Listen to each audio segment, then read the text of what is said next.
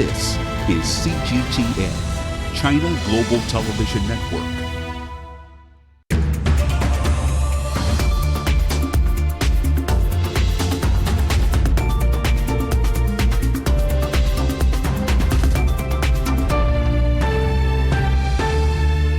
Hello and welcome to Dialogue.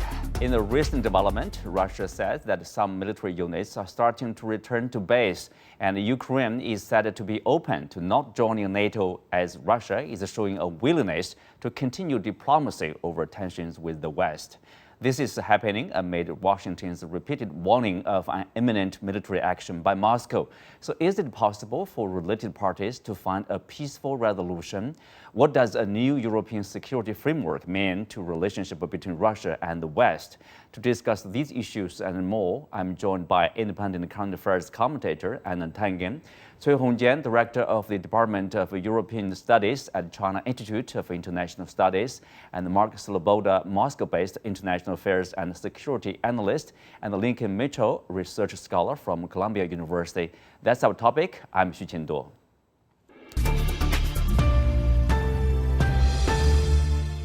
Well, welcome to the show. Mark, I will start with you. We have the latest, obviously, some military units of Russia are returning to their base, and of course, the country is said to be open to more diplomacy. Tell us, what's the message from Moscow? Yeah, the message right now from Moscow is conflicting signals. I believe, of course, personally. The Russian president has made a regular habit of conducting a foreign policy of unpredictability. There is a word from the Russian defense minister that some Russian military units are returning to their home bases. I think we need to watch this before we jump to too many assumptions or conclusions. The Russian change in military force posture near the borders of Ukraine was significant and pretty much unprecedented qualitatively and quantitatively. So I would not be surprised that even after the end of large-scale military drills in Belarus on February 20th, that Russia maintains a large military contingent in the area as it continues to wage quite hardball negotiation tactics. Mm-hmm. Well, Lincoln from New York, if you look at that, what do you think the response from Washington will be? So, unpredictability?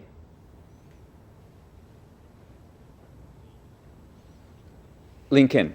Washington, yeah, if they're smart, if the war doesn't happen, if Russia doesn't invade Ukraine anytime soon, and Russia maintains a military presence around the borders of Ukraine in Russian territory and in Belarusian territory too, I suppose, but Washington not only has to live with that, but should declare that a victory, because avoiding this war is a victory for Washington. It's a victory for Russia too, but it's a victory for Washington. There's no way that Putin just says, okay, this is fine, we're bringing all the troops back and nothing happened here. That's not going to happen anytime soon. So there's going to be land somewhere in the middle, and it is important also for domestic political consumption here in the United States for the administration to say, look, we managed to avoid a war, and that is a good thing. Mm-hmm. Well, Anna, so is that can we draw a conclusion right now, say, okay, peace will prevail and, negotiation will continue? Yeah, I'd agree with my first colleague that Putin he's gotten the attention of the world. He certainly has gotten some movement on Gazprom, on the pipeline. And, because it went from we're going to prevent the pipeline to Nord Stream 2 to, well, if you invade, we will make sure that the pipeline is not usable. So I think he's gotten part of what he wants, but as I said, I think he maintains some troops there to remind people that this could happen again. Mm-hmm. Well, Hongjian, now you are in Beijing. Do you see that as a fundamental change of a tone, change of policy from Russia, from the situation basically surrounding Ukraine here? Even it's a very positive message from Moscow to get some troops back, but I don't think it's a fundamental change for the whole thing. As we know now, even now there is not any compromise expected from Moscow towards Washington and NATO. So on this moment, I don't think that it's a moment for Russia to say, yes, we go back. I think that now for both Russia and the United States, they are trying to, they are trying to win the, capability of keep everything under control. So I think now, yes, it looks like Russia is taking more advantages on this issue. So now get some, tension and get some loose. I think it loosen. I think it's just in the hand of Russia. So yes, some units leave from the border of Ukraine, but sometime in future they can come back. So I don't think it's a fundamental change. Yeah. Still, there are a lot of issues on the table, and we don't know what's the bottom line for both two sides. For United States, for Russia, no. Okay, Mark, if you look at, if let's say this is a temporary, obviously, we try to read, as much as possible to see, does that indicate anything, long-term, anything permanent? But if you look at the response from Ukraine, in a meeting between President Zelensky of Ukraine and of Olaf Scholz of Germany, basically they talked about, the face of the press, and President Zelensky said, the dream to become a NATO member is too difficult probably to sustain, and because of all kinds of pressure, being pushed around basically between Russia and the West. So it seems to me like they are trying, or suggesting probably there's a choice, that is to give up the dream of becoming a NATO member. Is that a good sign for Russia? Given how some of their priorities, that is really about no NATO expansion. Yeah, I think that would partially make a step towards securing Russia's security guarantees, what they are looking for.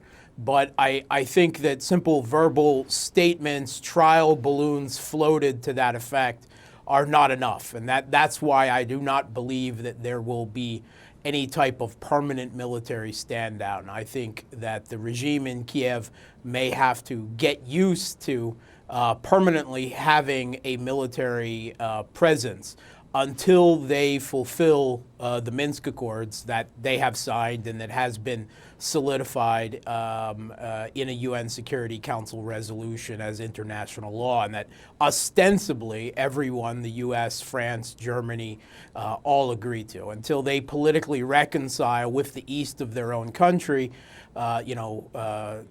papering over the divides in the country that occurred with the overthrow of the last fully legitimate democratically elected government in 2014. This would largely affect Russia's short to medium-term security guarantees, because the changes to the constitution, Ukrainian constitution, that are thus dictated, granting a federative status, some degree of autonomy to the Donbass, would effectively allow eastern Ukraine to put a veto over Ukrainian NATO membership that would not rely on political forces now in power in Kiev, and would not rely on a West, particularly the United States, that Russia feels it cannot trust with regards to any international treaty, giving their tendency in recent years to pull out of everything from the JCPOA to the Anti-Ballistic Missile Treaty to the Short and Intermediate Range Nuclear Forces Treaty. Mm-hmm. Well, Lincoln, what would be the response from Washington? Is that like somehow the reduction of weight, because that's a relief? At least it's the Ukraine, it's not the Americans, not the Europeans who are asking the Ukrainians to basically step back from the pursuing NATO membership.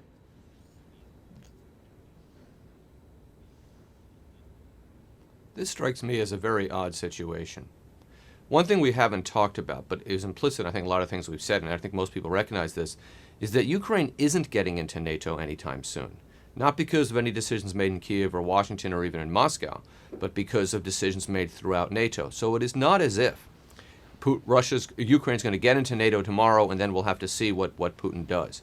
If Putin had not amassed these troops, Ukraine would still be many years away from getting into NATO. I know that people in Kiev aren't delighted to hear that, but that is in fact the truth. And if you don't believe that, talk to anybody, perhaps off the record in NATO who's making those decisions in the foreign ministries of a number of the member countries. So ironically, if Ukraine says we're stepping back our NATO aspirations, they're giving Russia something Russia already has.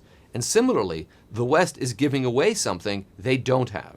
So it seems to me that the problem for Washington here is not the actual substance of it, which is Ukraine putting off its NATO aspirations.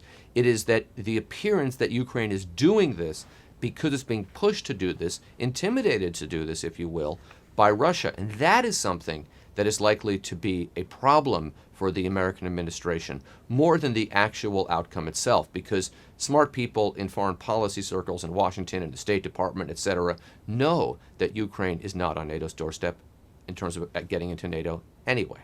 But if you look at the words used by Zelensky, basically he said, I quote, a direct one, who will support us? This is a sad situation. President Biden has made it very clear no U.S. soldiers will be sent to Ukraine to fight any political conflicts over there, and they are withdrawing. They are closing the U.S. embassy in the Ukraine. So basically, nobody is supporting the Ukrainians, right? They are on their own. Well, they're certainly on their own with regards to troops on the ground, but everybody knows that the United States was never sending troops into Ukraine to fight Russia. Any Ukrainian, and we could expand this conversation to include the president of Georgia in 2008, or any Georgian, including the president of Georgia at that time, who thought that was going to happen, was living in a fantasy. So the fact that the U.S. is not sending troops to Ukraine is not new, right? And that's not a new development. That's a given. Now, that doesn't mean nobody is supporting Ukraine. That doesn't mean nobody is doing anything to support Ukraine. But it does mean that that option is off the table, and Russia knows that. I don't think it precludes, for example, if a war were to happen, the U.S. sending weapons, the U.S. Stronger sanctions, NATO and American forces building up on the eastern border of NATO. I mean, all of those things would have happened, and that would have had an effect. But no, there were never going to be American troops on the ground in Ukraine. And Biden may just be the president who's just going to come out and say that, which is the right thing to do. Mm-hmm. Well, Anna, obviously, on one hand, the U.S. says we are not going to send a U.S. soldier to fight, for the Ukrainians, to fight the Russians. But at the same time, they are supplying, weapons, arming the Ukrainians. The worry, of course, from Moscow is like there's the word is like militarization of the Ukrainians, or somehow because of the assistance, it gives the Ukrainians a wrong perception, illusion that the U.S. is behind us against Russia. I don't think they're under any illusions when your supposed ally is abandoning their outpost in your city and saying we're going to move our embassy to somewhere else because we're afraid, and they said we're not going to send troops. It's pretty clear. Let's take a slightly different look than my American colleague said, and that is, what has Putin gained by this? He's made Biden look weak as somebody who, like Afghanistan, isn't standing behind what he's done. And I'm not saying that he should. But he's also exposed fissures in the American-European alliance. You saw Macron kind of wandering off, didn't consult anybody. And then you have the German Chancellor, Scholz, he's not anxious to get involved. But they're both involved, and especially with the Minsk agreement. And right now, it's de facto, multipolar world. China, Russia, all these different entities are weighing in here. And the U.S. is the one who looks like they're kind of drawing back. So I think Putin has gotten a lot of what he's wanted, even outside of things. He knew that, Ukraine was not joining NATO. It wasn't going to happen.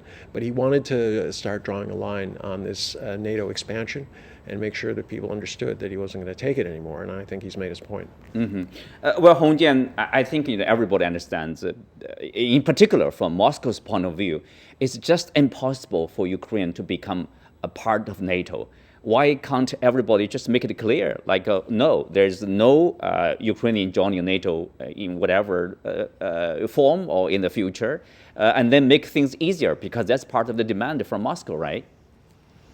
So I think regarding to this issue of the membership of Ukraine to NATO, I think it's two questions, or maybe it's two purposes, requirements from Russia towards NATO and the United States. Firstly, is yes, Ukraine could not be a member of NATO, but the other issue is there is not any right for NATO to get expansion. So it's a difference. I think now perhaps it looks like the membership of Ukraine as part of NATO could be abandoned by United States and by NATO. As we know, it's a reality. But now the other issue is perhaps Russia will require more, guarantee or more, security guarantee from Western countries, including that no any other enlargement of NATO, and even a kind of a withdrawal of NATO troops from some members of NATO, including, for example, Baltic states. So I think now, yes, perhaps there will be a, basis of a compromise between United States and NATO, and Russia is, yes, we could find out maybe a new posture or new position of Ukraine. It's out of the NATO, and it will not be a part of NATO in future. But as exchange that there should be a very, very visible border of NATO, including all of the member states of NATO, including Baltic state or some other. So I think now perhaps once both two sides to get two parts of the one question, I think that certainly, or perhaps there will be a, bright, or maybe a possibility for more compromise between two sides. Mark, here, the Russians have amassed, tens of thousands of troops along the border with Ukraine. Tell us, we understand that, Russia's national security concern, I think, which is legitimate. No big power will allow, NATO deployment of missiles, neighboring countries in particular. They're not friends, right? NATO and Russia. So what is the long-term goal? What is ultimate goal of this, troop deployment along these Ukraine borders? Will Ukrainians say, okay, well, we'll give up the prospect of becoming part of NATO, and then implementation of a Minsk agreement, will that be enough?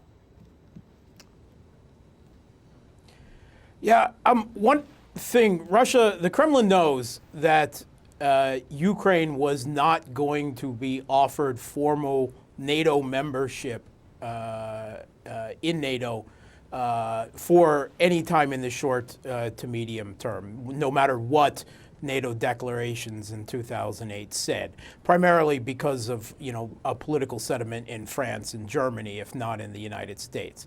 But what the Kremlin was seeing was the de facto ongoing NATOization of Ukraine on the ground. They reported some 10,000 NATO trainers and advisors, quote unquote, on the ground in Ukraine.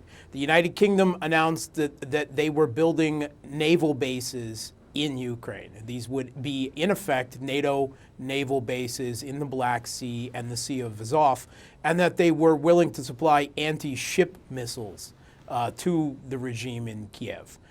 They also saw the large amounts of lethal military aid being shipped to Ukraine. And it has to be kept in mind that all of this money and arms that have been sent to the regime in Kiev in 2014 has been used for only one thing: to kill its own people.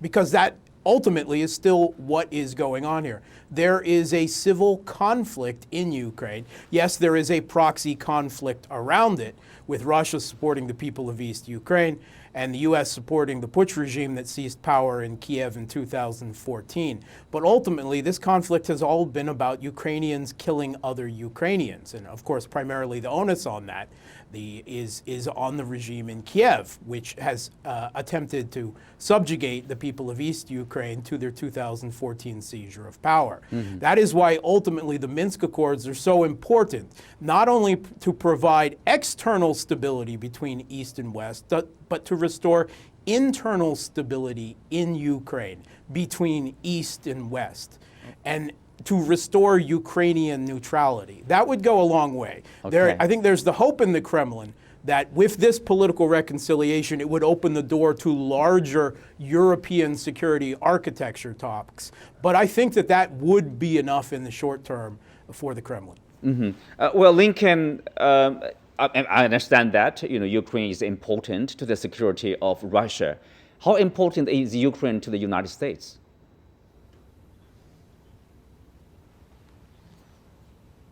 I just want to flesh out one point about this NATOization, because I think it's a good point, but part of that is one additional piece of that is that since 2014, what's happened, according to all the data I've seen, taken from a whole lot of different sources, is that there has been a growing consensus around the Ukrainian nation, that is no longer strongly supportive of Russia. There is a growing consensus against Russia's role in Ukraine, and that was not the case in the previous administration or even the administration before that of Viktor Yushchenko. So Russia is also seeing public opinion turn against them in Ukraine, and that is very damaging for them. How important is Ukraine to the United States? We tell every country they're key strategic importance because that's what the United States does. So that statement means nothing.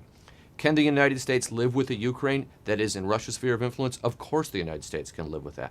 However, we should keep in mind a couple things. First, Ukraine is a country of 55 million people. This is not a small country. It has a huge landmass. It has a huge strong military relative to other European countries, not relative to Russia or the United States. So it is an important player in that part of the world that the U.S. would like to have on its side, so to speak. I also want to comment on something one of the other colleagues said, and I apologize because I'm not hearing the colleague in Beijing because of the sound issue.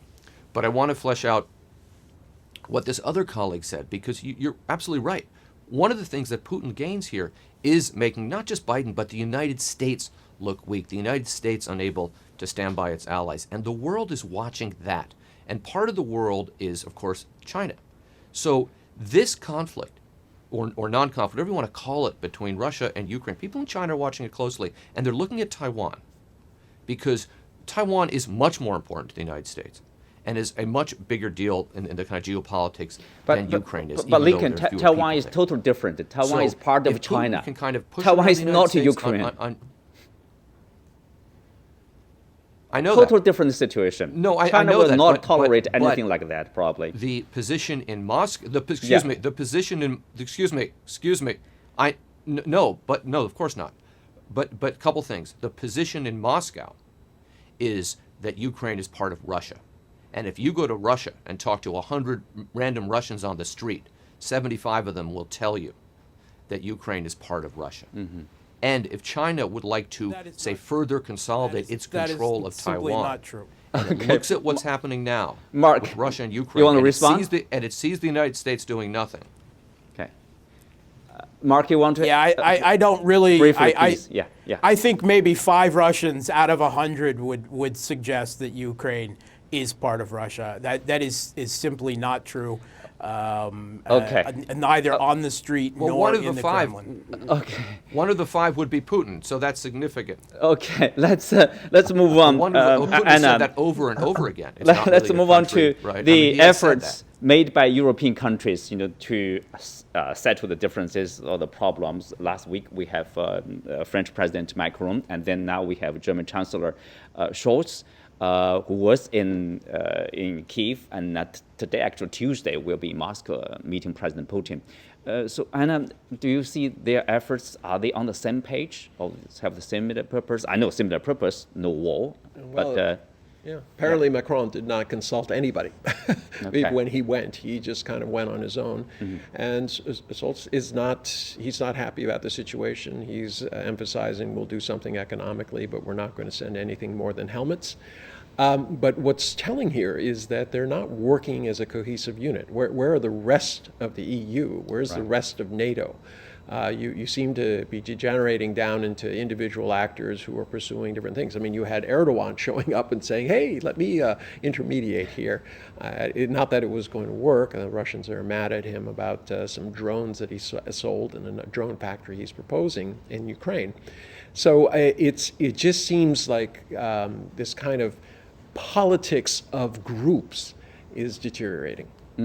Well, Hong Jian, obviously the European Union, in particular the big powers like Germany, Italy, France, they don't like to be put on the menu. They would like to sit on the table. Of course, plus the strategic autonomy of the European Union. They are trying to have a European-led solution to the crisis. How likely is it, in particular without the US support? It's just at the very beginning stage. I think that for European Union and even for some major member states, including France and Germany, to be part of the solution of current Ukraine crisis. Also, yes, there are a lot of the, diplomatic visits by President Macron and Prime Minister Schulz. But now the big question is, how could the European Union to have a credible, image or any kind of, capability especially for Russia? And secondly, how could the European countries to have more influence on United States? Also, now on one hand, there are a lot of tension between NATO and Russia, a lot of, deployment of American soldiers in Europe. But at the same time, how about the European Union side? Also, European Union has a very good, soft power. But so far, once it's in a game of a military capability, I think there will be less space for European Union. But now, I think it's a very good starting point for European Union, especially at this moment, by France and Germany and even European Union as a whole, to provide a kind of a solution different from the solution from the United States and NATO. I think it's just a first step. Once there will be some more, romantic pattern, and also to go back to the Minsk agreement, certainly there will be a victory at this moment for any kind of diplomatic or soft power efforts from the European Union. Mark, the Russian Foreign Ministry spokesperson in an interview with the Italian press, she basically accused the U.S. of information or disinformation campaign. From outside, you see, of course, there's a mutual accusation between Russia and the United States. And then she accused the U.S. of trying to take over the energy market by shutting down the Nord Stream 2. How concerned is Russia about this energy market in the European Union, let's say? Yeah, obviously, Gazprom has invested significant funds in Nord Stream 2, but it is far from just Gazprom that has done so. German energy majors, Austrian energy majors, British energy majors, French energy majors have all invested heavily in Nord Stream 2. Ultimately, Europe needs Nord Stream 2 more than Russia does. And Germany specifically wanted a second pipeline under the Baltics to avoid Ukraine because they did not want their energy security dependent on political instability and economic instability in Ukraine. It is an important part of Russian foreign policy, but it has to be remembered that that pipeline, it is, if you want to say geopolitics solidified, but it works both ways. It ties Russia economically in with Germany and Europe just as much as it ties Germany energy security in with Russia. But Russia is increasingly signing energy contracts to the east, particularly with China. And Well, if yes, the gentlemen, power we of have to Siberia stop 2 there. pipeline comes online. Sorry for that. Well, with that, we come to the end of today's show. Many thanks to our guests. You can also find us on the CGTN app or on YouTube. Thank you for being with us. I'm Xu Qinduo. See you next time.